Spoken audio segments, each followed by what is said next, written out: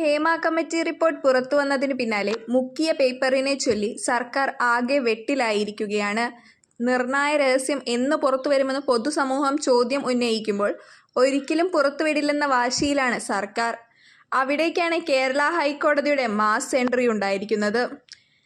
Cinema മേഖലയിലെ സ്ത്രീകൾ നേരിടുന്ന പ്രശ്നങ്ങൾ പഠിച്ച് ഹേമ കമ്മിറ്റി റിപ്പോർട്ടുമായി ബന്ധപ്പെട്ട കേസുകൾ പരിഗണിക്കാൻ പ്രത്യേക ബെഞ്ച് രൂപീകരിച്ചിരിക്കുകയാണ് ഇപ്പോൾ ഹൈക്കോടതി.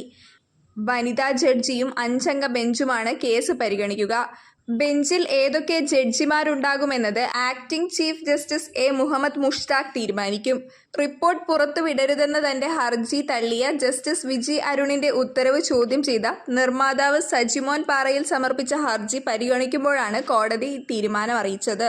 Acting chief justice A Muhammad Mushtaq, justice S Manu എന്നിവരടങ്ങുന്ന ബെഞ്ചാണ് കേസ് പരിഗണിച്ചത്.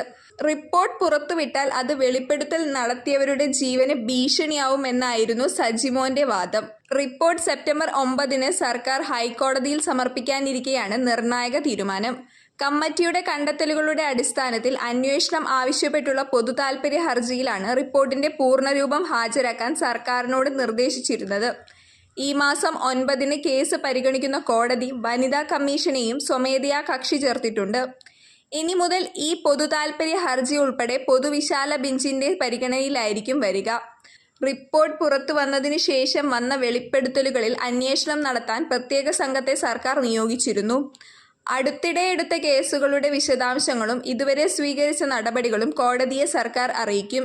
റിപ്പോർട്ടിന്റെ പുറത്തുവിടാത്ത ഭാഗങ്ങളും മൊഴിപ്പകർപ്പുകളും ആരോപണ വിധേയരുടെ വിശദാംശങ്ങളുമുള്ള അനുബന്ധവും നൽകുന്നതിൽ കഴിഞ്ഞ ദിവസം AGയിൽ നിന്നും നിയമോപദേശം തേടിയിരുന്നു. സിനിമാ മേഖലയിലെ സ്ത്രീകൾ നേരിടുന്ന പ്രശ്നങ്ങളും നീതിനിഷേധങ്ങളും തൊഴിൽ സാഹചര്യങ്ങളുമൊക്കെ പഠിക്കാൻ ഇന്ത്യയിൽ ആദ്യമായി രൂപീകരിച്ച സമിതിയാണ് ജസ്റ്റിസ് ഹേമ കമ്മിറ്റി. മുൻ ഹൈക്കോടതി ജഡ്ജി കെ ഹേമ, നടി ശാരദ, റിട്ടയേർഡ് IAS ഉദ്യോഗസ്ഥ KB വത്സലകുമാരി എന്നിവരടങ്ങുന്ന 3 അംഗ സമിതിയാണ് ഇതിനായി നിയോഗിച്ചത്. 2017 കൊച്ചിയിൽ നടി ആക്രമിക്കപ്പെട്ടതിനു പിന്നാലെ രൂപമെടുത്ത സിനിമയിലെ വനിതാ കൂട്ടായ്മയായ WCC മുഖ്യമന്ത്രിക്ക് നൽകിയ നിവേദനത്തിന്റെ അടിസ്ഥാനത്തിലായിരുന്നു രൂപീകരണം. 2017 ജൂലൈയിൽ നിയമിക്കപ്പെട്ട കമ്മിറ്റി 2019 ഡിസംബറിൽ സർക്കാരിന് റിപ്പോർട്ട് സമർപ്പിക്കുകയും ചെയ്തിരുന്നു.